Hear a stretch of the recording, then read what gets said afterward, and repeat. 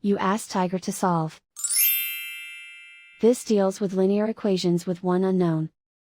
The final result is x equals 3. Let's solve it step by step.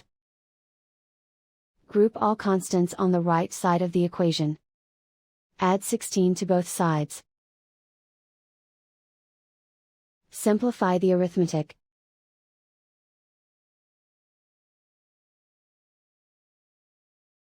Isolate the x. Divide both sides by 8. Simplify the fraction. Find the greatest common factor of the numerator and denominator. Factor out and cancel the greatest common factor. And so the final result is x equals 3.